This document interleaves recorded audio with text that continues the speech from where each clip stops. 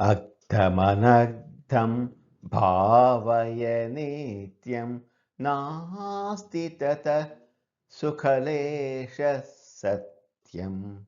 అర్థమనర్థం భావయ నిత్యం నాస్తి తత సుఖలేశ సత్యం. పుత్రాదపి ధనభాజాం భీతిః పుత్రాదపి ధనభాజాం భీతిః సర్వత్రైషా విహితా రీతిః సర్వత్రైషా విహితా రీతిః. భజ గోవిందం భజ గోవిందం గోవిందం భజ మూఢమతే. అర్థం అనర్థం నిత్యం భావయ.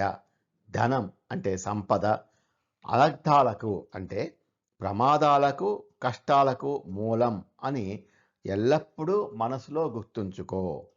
తతః సుఖలేశః సత్యం. ఆ ధనం వల్ల ఏమాత్రం సుఖము లేక మనశ్శాంతి ఉండదు. ఇది ముమ్మాటికి నిజము. ధనభాజాం పుత్రాదపి భీతిః. మితిమీరిన ధనం ఉన్న వాళ్లకు కన్న కొడుకు నుండి కూడా భయమే. సర్వత్ర ఏషా విహితా రీతిః. ప్రపంచంలో ఎక్కడ చూసినా ఇదే నడుస్తున్న పద్ధతి. ఓ మానవుడా, మితిమీరిన ధనం అనర్థాలకు దారితీస్తుంది అని ఎల్లప్పుడూ గుర్తుంచుకో. నిజానికి ఆ ధనం వల్ల ఏమాత్రం సుఖము శాంతి లభించవు అనేది పరమ సత్యము. మితిమీరిన సంపద ఉన్నవాడికి ఆ ఆస్తి కోసం తన కన్న కొడుకు ఎక్కడ తనను చంపేస్తాడో అన్న భయం ఎప్పుడూ వెంటాడుతూనే ఉంటుంది. ప్రపంచమంతటా కూడా ఇదే పరిస్థితి ఉన్నది.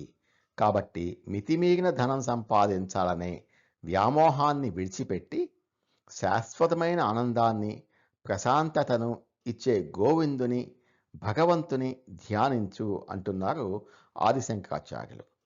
ఈ శ్లోకం ఇప్పుడున్న సామాజిక పరిస్థితులకు కళ్ళకు కట్టినట్లు చూపిస్తోంది.